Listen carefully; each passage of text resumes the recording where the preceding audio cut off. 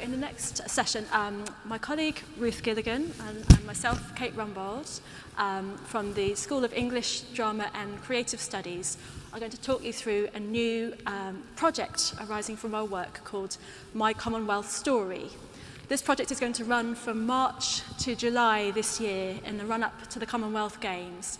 And it's going to be a really new, exciting way of bringing together communities from across Birmingham to reflect on what the idea of Commonwealth means to them, positive and negative, if anything at all. It's going to be a series of conversations that run over the next few months up until the Games. The My Commonwealth Story project comes out of a method that Ruth has been using successfully for many years called a story exchange.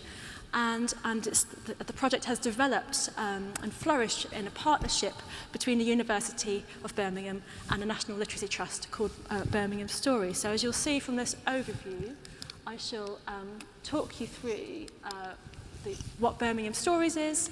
Ruth will explain more about what a story exchange is to give you some of the background and the context to how My Commonwealth Story will work. We'll then see a documentary from a previous story exchange, and we'll explain how this is going to evolve and develop to become a new kind of conversation across the city. And then you'll be experiencing kind of live the conversations that we're having at the moment, because with us today we're really fortunate to have with us some of our key community partners from around the city who are working with us to advise on and shape the project so that it best engages the communities in Birmingham.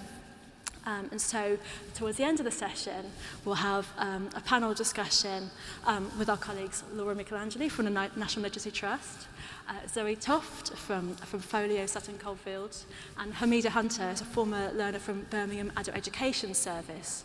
And they, on Thursday, took part in a pilot event in this series and are going to be reflecting with us on what that experience was like and what applications they see it having for the communities with which they work. So it's going to be a lovely opportunity to see that conversation that we're having now happening in real time, as it were. So first then, just to tell you very briefly about Birmingham Stories, which some of you may already have encountered. Birmingham Stories is a collaboration between the University of Birmingham and the National Literacy Trust, a national charity devoted to raising literacy levels across the country. And the university is the founding partner of this collaboration, which launched in October 2019 and has been working and adapting through the pandemic to continue to serve the community. Now, the National Literacy Trust has a number of literacy hubs across the country, about 15 at the moment, and it's part of the Trust's vision of a way to better kind of tackle intergenerational illiteracy and to promote reading and literacy skills by working not just from their central headquarters in London, but by developing on-the-ground hubs in areas with particular need or challenge around the country. So Birmingham is one of, like I say, a growing number of hubs that the Trust runs around the country. But unlike the others, it's very different in some really important ways. The key one being that it's the only hub to be founded in partnership with a university. And so it has research completely at its core. The research team from the National Literacy Trust work closely with researchers at the University of Birmingham, not only to evaluate the work that they're already doing, but to develop new research and new activity. And because of that collaboration too, it means that existing work taking place within the university can then start to operate in a wider realm across the city. So we run programs. For example, you'll hear about Professor Ruth Gilligan's story exchange program, which runs across the city. I run a series of workshops and Shakespeare-related activities for adult learners. Another colleague of ours, Professor Michaela Malberg from English Language, runs a story writing competition All these are activities, these sort of arts-based, creative activities that are enhancing the typical work that the Literacy Trust does in its kind of local areas, but at the same time benefiting hugely from all the energy and the insight and the expertise of the National Literacy Trust coming into the city. So working together to reach new Birmingham audiences with NLT work, but at the same time to build on what we've learned about the benefits of arts and creative ways of engaging people with literacy, and really kind of widening out the idea of literacy to being something more to do with promoting a love of reading, storytelling, more holistic ideas of what it means to read well and to engage with the world of words. So as I mentioned, one of the projects that has been working absolute wonders in Birmingham schools has been Ruth's Story Exchange project, which is, as I say, the basis of the project that we are going to introduce today. So I shall hand over to Ruth to tell you more about that Story Exchange, how it works, where it comes from, and why we think it has such massive potential to make a difference in the months ahead. So over to Ruth.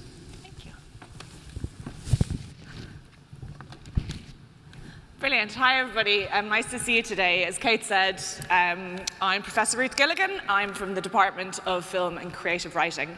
And I've been lucky enough to be on the journey that Kate just described in terms of setting up Birmingham Stories and partnering with the National Literacy Trust. And kind of the thing that I brought to the party in terms of the hub's activities was this thing called the Story Exchange. So I just thought I'd spend a couple of moments just introducing you to what the Story Exchange is, where it came from, and then that will segue nicely into talking about how we're hoping to adapt it and use it as part of the My Commonwealth Story programme. So just, to take us back a couple of steps, I should say, full disclosure, I'm a novelist, so I spend my life thinking about, talking to my students about this word here, empathy. The ability to understand and share the feelings of another.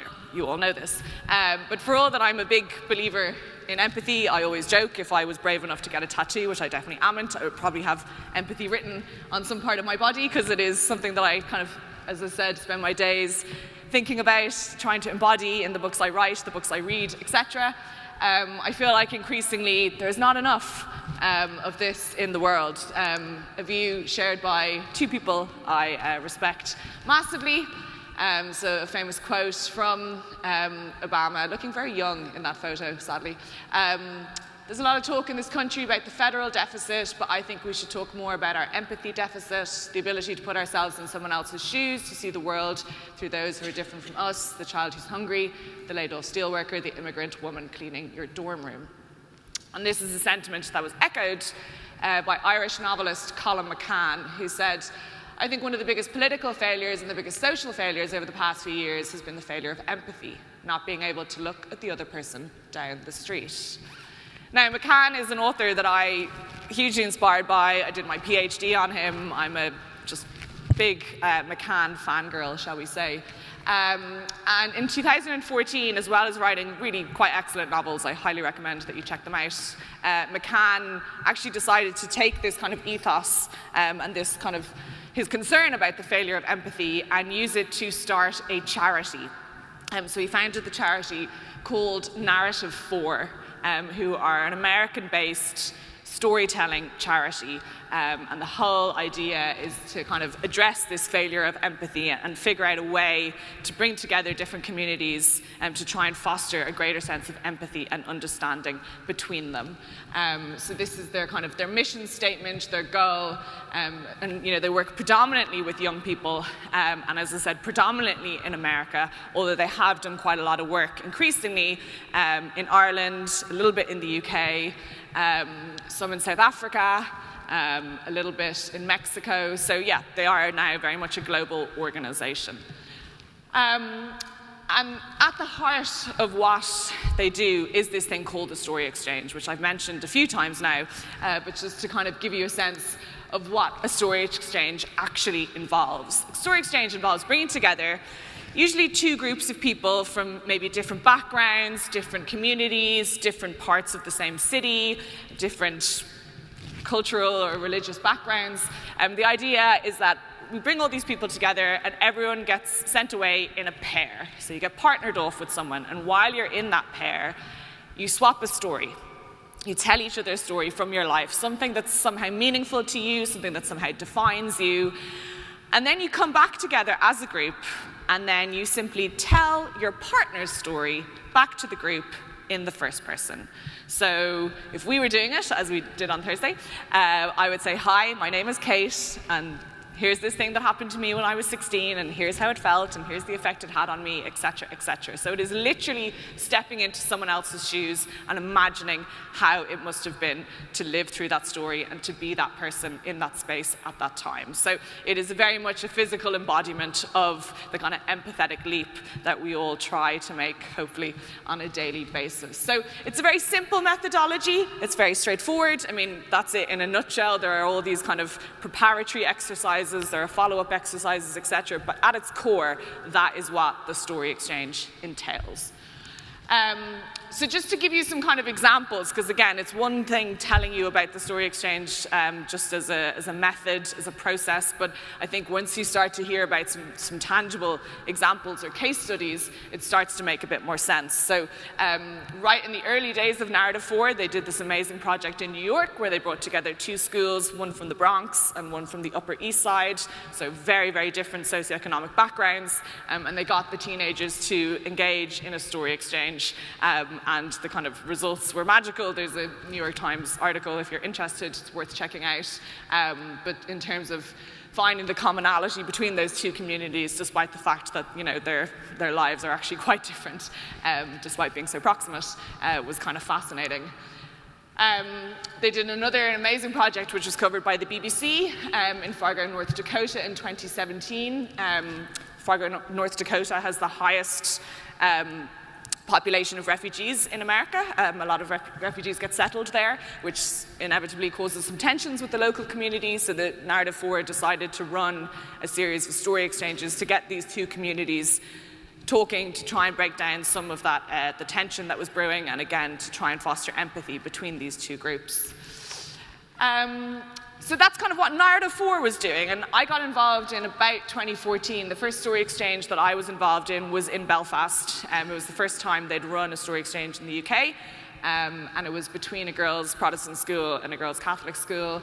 And again, I'd read the New York Times article, I'd heard about the process, I thought it sounded kind of cool, but actually being in that room with those girls from these different communities and watching the way that they interacted at the start of the day and the way that they interacted at the end of the day, having taken part in a story exchange, was completely mind-blowing. Like, it was literally a matter of hours later, and the way that they were around each other was just transformed. And I knew then that this was something really quite powerful, and something that I really wanted to kind of do more of. So I ran the first story exchange in Birmingham in 2016. That was actually between 3 different schools from around the kind of Birmingham area, again, kind of very, very different backgrounds and communities. And it was, again, a pretty magical day. And I made the slight mistake at the end of it of turning to the teenagers and saying, okay, well, that was cool. What would you like to do next? And they all said, we would love to do something like this, but with a group of teenagers from a different country. So I was like, yeah, no problem, leave it with me. 2 years later, we ran a project where I brought a group of teenagers from Birmingham over to Limerick in Ireland for a weekend of kind of cultural events, story exchanges, creative writing exercises, etc., etc. It shaved years off my life in terms of the logistics, but it was truly, truly magical. These are just some of the photos from that weekend. Actually, this lady in the photo here, Farzana, is actually now one of my creative writing students at the university, so it's been amazing being around her for the years ever since that wonderful weekend. This is them doing their story exchange. It was just really special. And then this is some of the feedback at the end of the weekend in terms of the impact story exchange had on them. in the context of wanting to work for change in their community, appreciating diversity more, and fostering empathy. So, as someone who works in creative writing, I don't get a lot of graphs in my life, but these ones make me really happy. So this is how I know that this work actually is effective and actually does bring about change in the young people who encounter it. So I'm going to pause there. We are, after Kate says a little bit more about how we're hoping to adapt this for My Commonwealth Story, I'm actually going to show you just a short excerpt from a documentary that my colleague made about that weekend in Limerick. Because again, it's one thing me talking to you guys about how it works and how it felt and that it changed my life, but actually the film is worth 1,000 words. So I will hand back over to Kate before we watch that excerpt. Thanks, Ruth. So obviously a hugely inspiring programme, and having been involved in it directly and taken part in story exchanges, the impact of that on the people involved every single time was palpable, and it's something we wanted to explore more. Using the opportunity presented by the Commonwealth Games to shape this in a new way. So My Commonwealth Story will take this story exchange model and over the next few months, between March and July, run a series of story exchanges between people from within and between different Birmingham communities, different generations, different backgrounds, and host a series of exchanges where people will share their stories, potentially reflecting on a Commonwealth connection in their own lives, or more broadly thinking about ideas around identity, home, belonging, culture, these sort of broader terms which we situate the project in. So this will, as we say, be a run-up to the Commonwealth Games, and it will culminate with a storytelling festival, which we'll host at the university in July, where participants in the series and other activities run through Birmingham Stories will come together to reflect on the experience and on what they've gained and what insights and understanding they might have gained in the process. So that will take place in this kind of short-term period.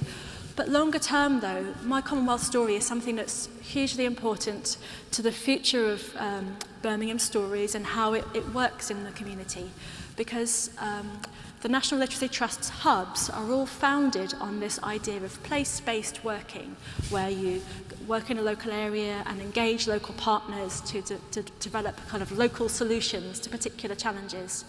And they propose a sort of eight-part process over, ideally, 10 years, where it moves from being very much the NLT comes to town and brings some wonderful programs and takes them to different parts of the community, to, by the end of that period, the community itself owns and steers the work of the hub and really informs exactly what it does every day. And we know from our work together, from our collaboration, that this has been a challenge in the past, that where the NLT has found it difficult to, in local areas, is to really capture the needs and the kind of the seldom heard voices within the communities it wants to serve. So My Commonwealth Story has a longer term potential, we hope, in that it's by connecting with individuals' stories and the things that matter to them very deeply, we are shaping a way of consulting a community that isn't just about the quantitative surveys that the NLT does so brilliantly, that isn't just about demographics and target areas, but about understanding the kind of the wishes and what's important to people in the community. So this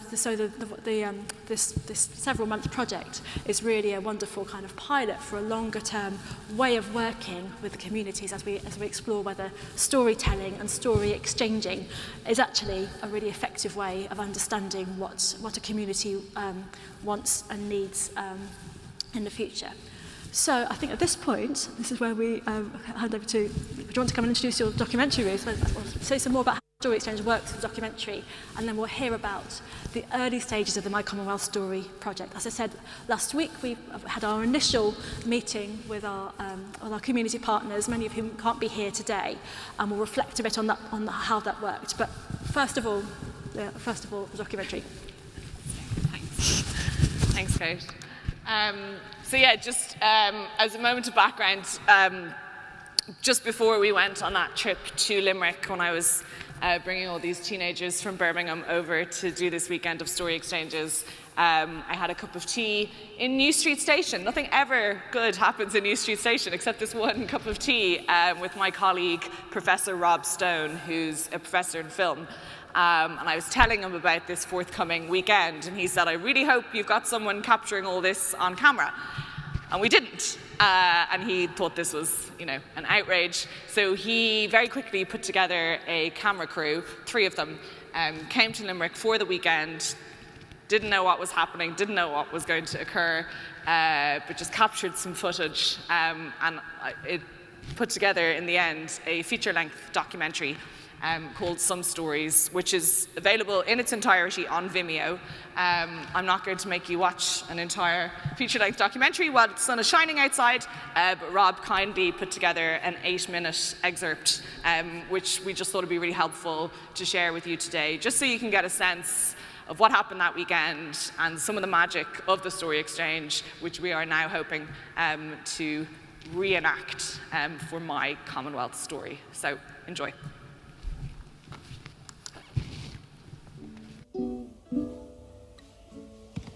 Don't let your head down. So this weekend we have 30 students in total, so 15 from Birmingham and 15 from Limerick, and they've been brought together. They've never met before, and they're being brought together to swap stories, to get to know each other, to break down barriers, to challenge their assumptions that they might have about each other. Most of the English kids have never been to Ireland before. Most of the Irish kids have certain assumptions and stereotypes about the British kids. So we're hoping to, rip all that apart and show them that actually there's a lot of common ground, and that, England and Ireland, we have a shared history, and actually we're quite similar in many ways. So it's about getting them to connect and develop empathy towards one another, and foster some kind of connection. My name is Mercy Oyewa and I'm from Limerick. My name's Kevin Tomrees and I'm from Birmingham. My name is Marcus Cropper and I'm from Limerick. My name is Samira and I'm from Birmingham. I'm Elaine and I'm from Limerick. Generally, young adults, young people that do the programme, they have some understanding of empathy, but I suppose the programme allows them to put it into practice. The idea of taking on someone else's story and walking in someone else's shoes. In order to show empathy towards another person, it has to be shown towards you first. So that's kind of the basic kind of methodology of the story exchange. You get shown empathy towards you, but you also give it to somebody. So it's kind of putting empathy into practice. My name is Fazana and I'm from Birmingham. My name is Shoda Niqueef and I'm from County Clare in Ireland. My name is Alice Whitehouse and I'm from Birmingham in the UK. Narrative 4 deliberately tries to shut down ideas of us and them, and it tries to bridge that divide and to foster understanding.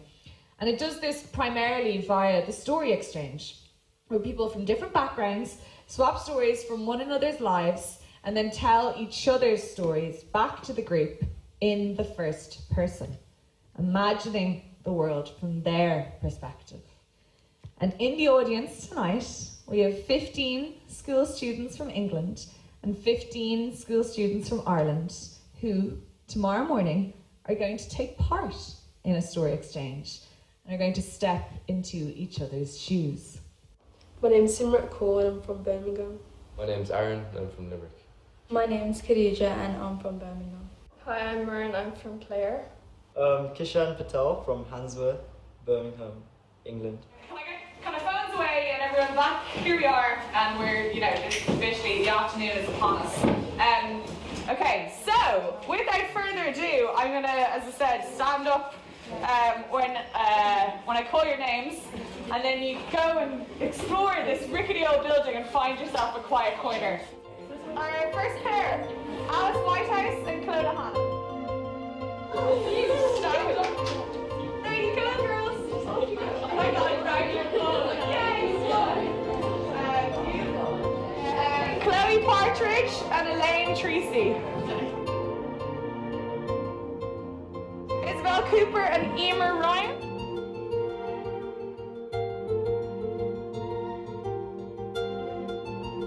Yasmina and Michaela.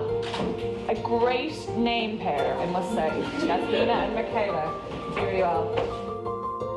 I think they're already getting so much out of it now, and I think it's all about the empathy, the kind of walking in someone else's shoes. We've been discussing politics last night with a couple of my students over dinner, and it was great to see how politically minded they are. And I think with everything we've got going on at the minute, these kids are, you know, without sounding too cliche, they are the future. And I think doing stuff like this with them just ensures maybe, I've got to be careful what I say, but, you know, that they make the right decisions.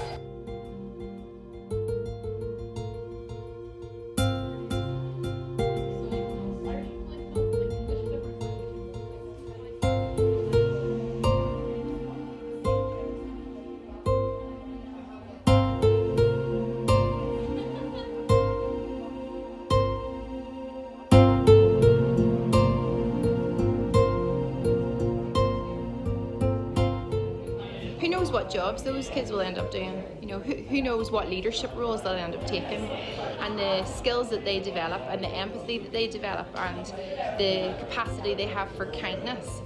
Who knows what impact that will have not only in the immediate future but on down the line when they are making decisions on behalf of other people.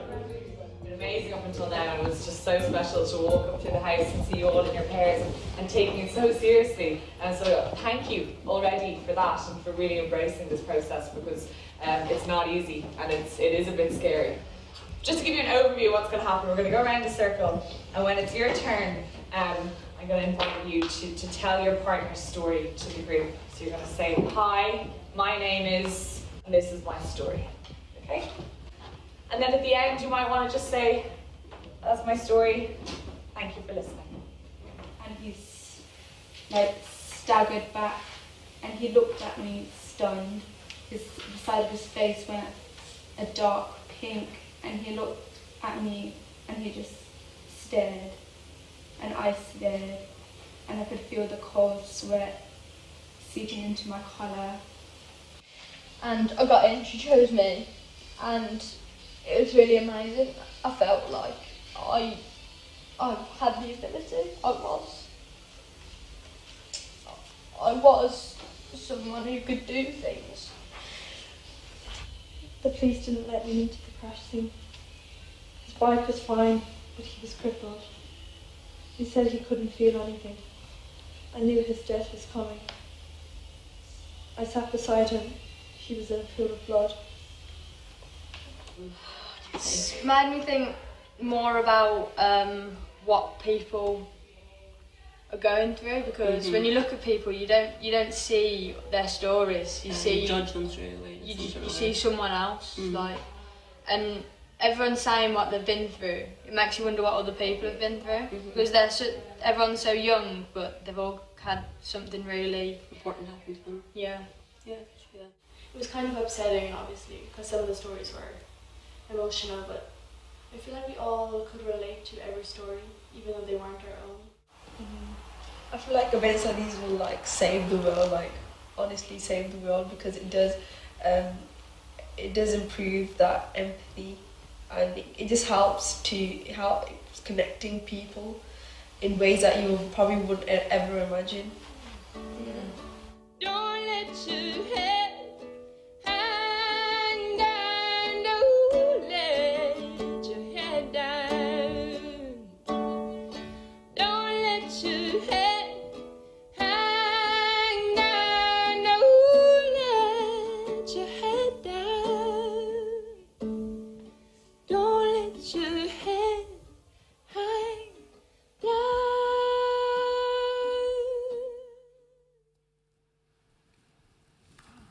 Oh, there you go. That's fine. Do you want to take the...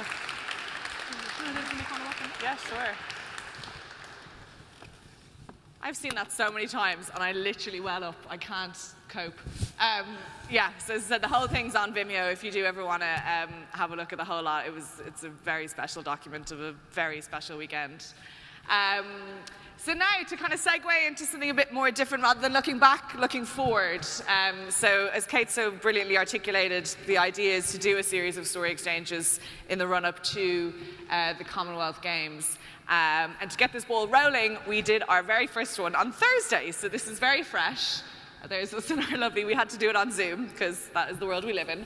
But we did a virtual story exchange, and that was the cheesy screenshot I took at the end. But we're very lucky that some of the wonderful community partners who took part in that story exchange on Thursday have agreed to join us today to reflect a little bit about how they found it and how that we might roll this out in the run-up to the Games. So thanks for joining us, and I'm going to hand over to Kate if she wants to get the ball rolling on questions, and yeah, we'll just go from there. So we're switching to question asker mode. So thank you so much, guys, for being here. Should we start with a kind of on a personal note, what it was like to be involved in a story exchange? Maybe what did you expect when you walked in? Was it like what you expected?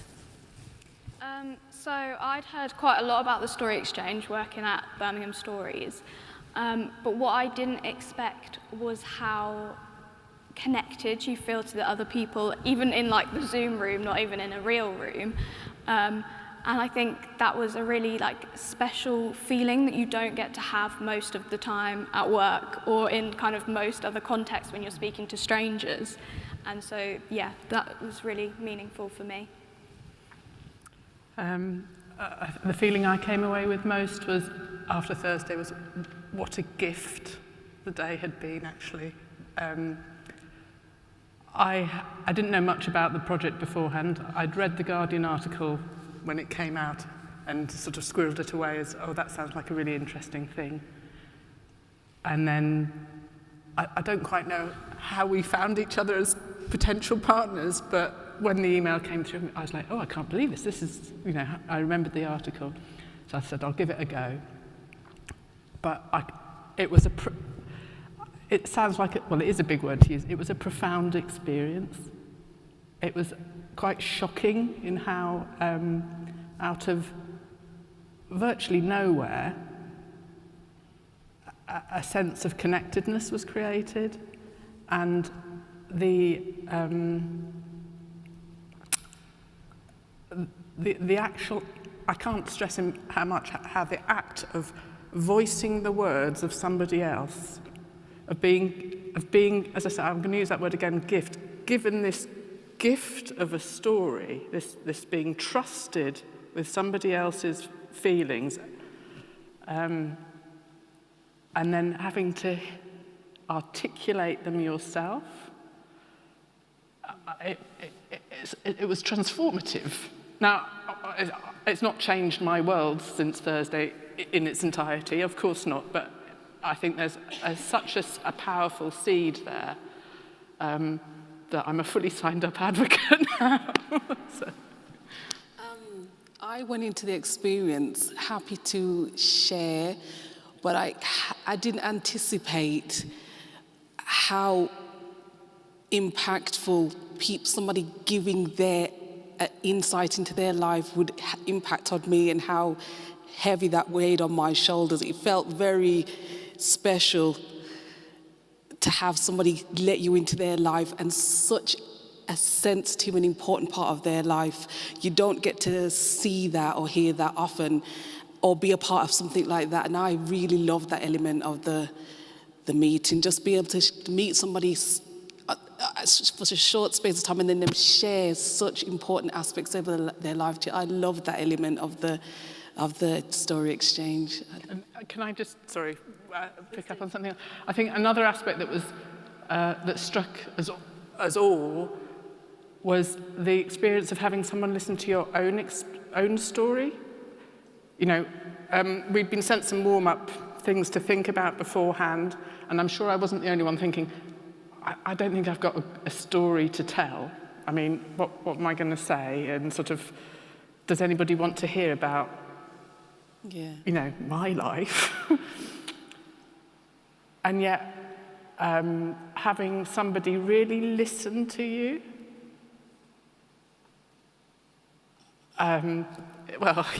it's a very powerful and unusual experience, actually. So I think that's the flip side of being given the gift of somebody else's story. It was also very special to be able to, not so much the giving, but the being listened to. Yeah, like a counselling session. But that two-way process of being really heard, that two-way process of being really heard and then really hearing somebody else seems to be where the magic happens, doesn't it? And you all talked in the session when we came back to the main room and were ready to share our stories as a group. You all talked nervously because Ruth said, "Are there any hopes or fears here?" And everyone said, "The responsibility feels huge." Do you want to say a bit more about that? How that, coming back in before you shared your story, how that responsibility was weighing on you? You said. Yeah, the nerves of having to tell someone else's story as them and making a mistake and not presenting their story, because it's such a personal story and insight into their life that you want to just be able to tell that story as best as possible. And it was very nerve-wracking, and you get very emotional having to tell that story. But it's beautiful because, like I said, you get to see into somebody else's world, and the judgment and the assumptions and everything goes out the window as soon as you've got that story. You just want to do them justice by telling their story, because you'll be surprised how much you can share, and you will share with that person in that little breakout room.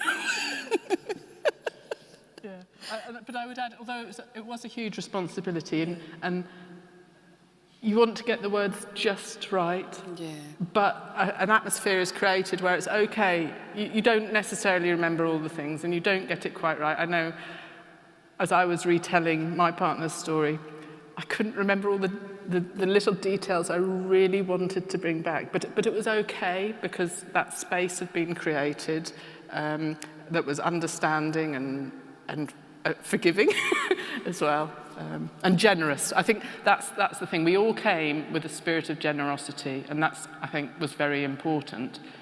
I think generosity is one of the words that I think I would use to capture that experience. Yeah, I would just have to say the same as these two lovely people said. I think it's very, it's also scary to come up with your own story, especially because we're kind of given the themes of belonging and stuff and identity. And it's very scary to think, oh, I'm going to have to tell a stranger this story about my life. But it's almost kind of, therapeutic is a really good word, because it's like, you know, the other person on the other end of in our case, the other end of the screen, they're not judging you because they're giving you the same as you're giving them. So it's very it feels very equal and special in that way. Yeah, so that kind of equality makes it okay to share. I remember you saying in a session, Laura, that you got into it thinking, I haven't got a story at all. And then as you listened to Hameedah, then the story kind of took shape in your mind. And that was one of the powerful moments in a way, wasn't it? Thinking, I do have a story about home and belonging and culture. Yeah, I mean, especially when it comes to things like belonging and things like that, I haven't had much experience of having to experience anything that negative in my life. So I was like, wow, I've always just, lived in the same area for the whole of my life, that kind of thing.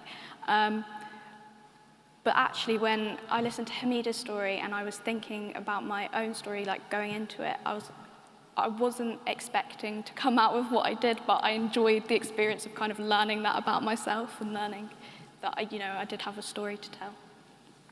Yeah, so sort of learning about yourself as much as you're learning about somebody else at the same time, which is amazing to witness for everybody else listening at the same time. Yeah. So, best bits, would you say, personally? What are the bits you like best? The best bit for me is you may have an assumption about somebody until you hear their story, and then that just goes out the window. Wow, I did not imagine that could have been somebody's life, or that they've told me that about their life. I love that, because I love finding out things about people, but there's not many times you get to see into somebody's life like that. And then you go into that meeting thinking, I know the person, I don't know these people, and then you walk out completely shocked about who they are and what their experiences are. So I never knew nothing about Laura, and she said, she probably didn't think there was much about her life, but her life's very interesting. But I should also add, we weren't necessarily saying that we were talking about ordinary things. Yeah. It wasn't that, I don't know, we've slain dragons and we were talking about that. It was just ordinary things in our lives as well. So sorry, I think it's really hard to say what the most valuable thing or the best thing for me, but I think there's something about coming out of COVID and out of a period where we've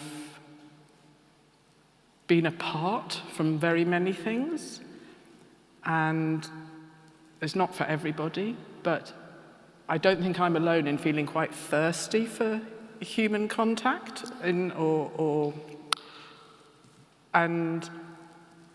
so I do feel there's a bit of a moment here that could be captured of people being up for, because it does take a bit of bravery taking part in this sort of thing, and being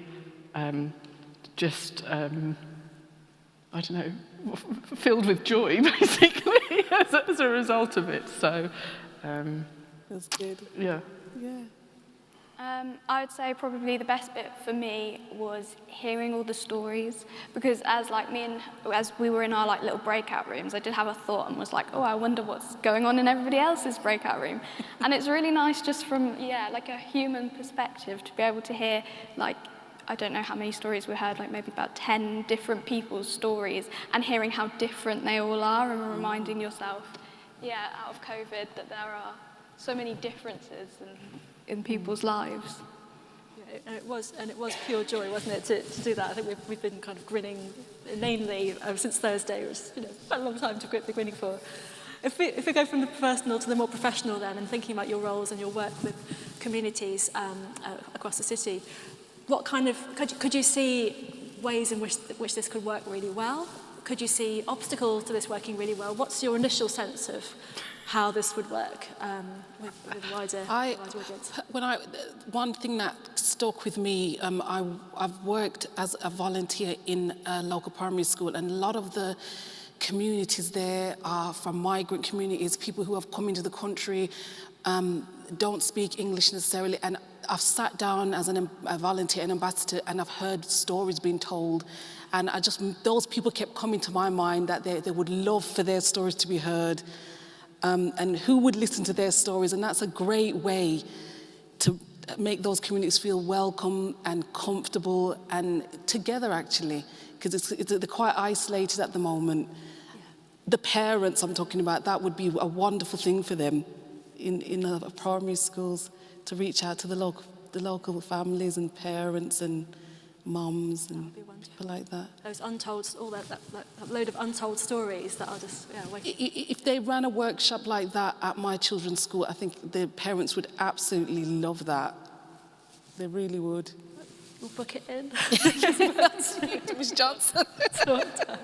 Yeah. Yeah. I suppose some of the things I've thought about since are bringing adults together, rather than there's been a focus today on children. And some of the ideas I've had are around Brexit, dare I say it, and the divides that's created, and bringing people together across different political divides. And then I'm also interested in the idea of storytelling around gender and gender identity. I know traditionally you've brought together groups that are sort of two groups but in a way just bringing together people where we can talk about what it's like to be a woman or a man, or to now identify as a man but having been born as a woman, or whatever. I think there's potential for very interesting stuff there. I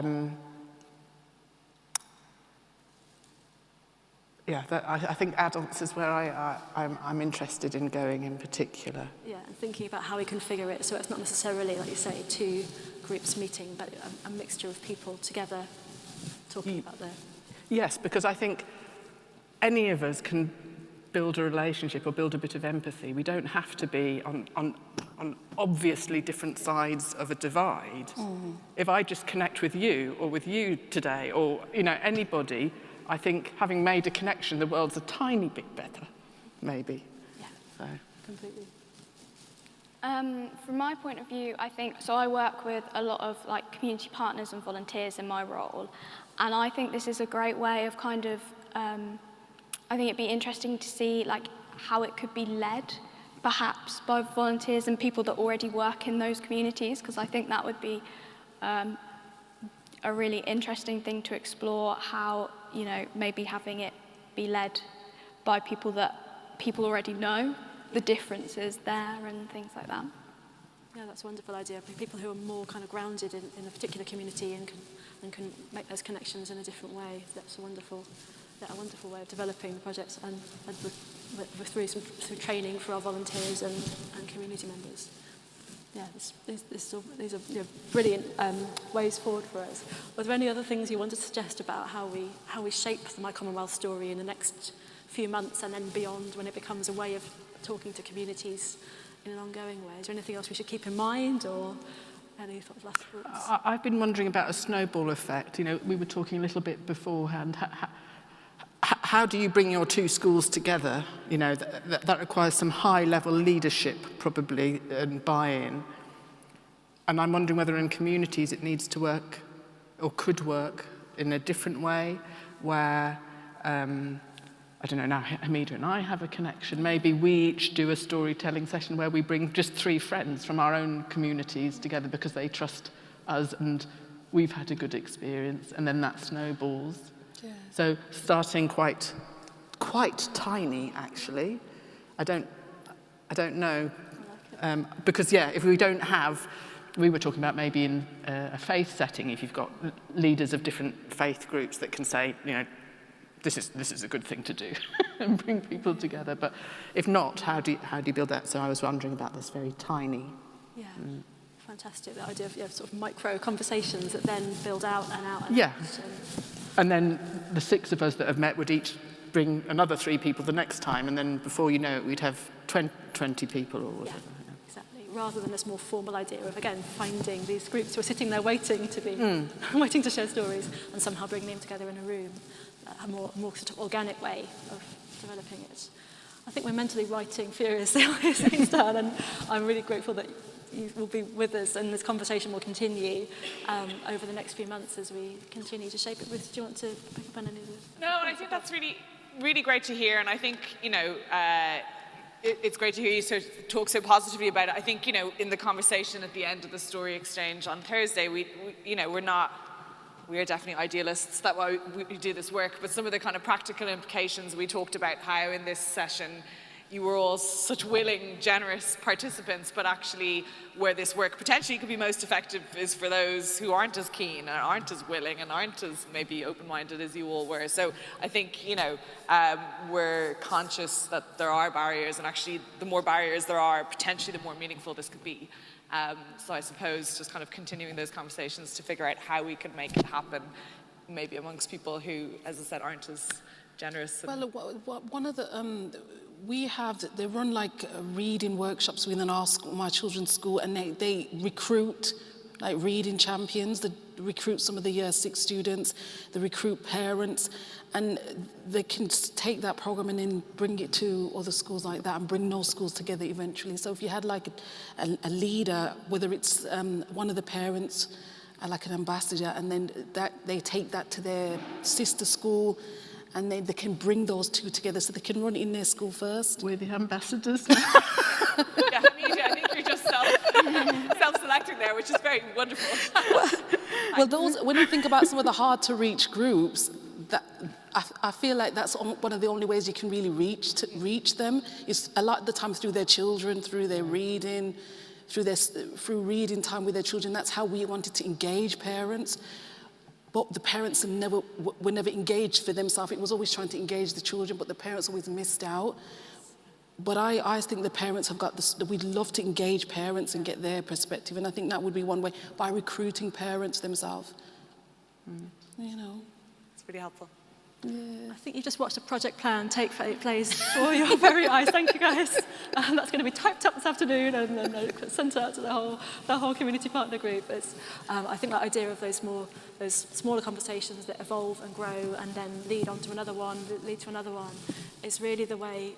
It's a massive enhancement actually to our vision of like, let's do 3 story exchanges spread out neatly across the next few months. I think something that grows and flows is absolutely the way forward, and I'm really excited to see how that goes. So thank you so much for sharing those reflections and for being so generous with your thoughts and feelings on Thursday. It was. I think we say thank you to you.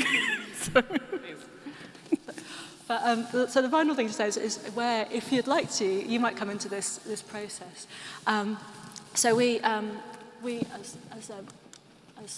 as Laura knows us, who's a volunteer coordinator for Birmingham Stories, she knows very well. She leads a growing team of primarily so far student literacy champions who volunteer to support a range of projects within Birmingham Stories, and that's increasingly open to staff, and a growing number of community members as well are now trained up literacy champions.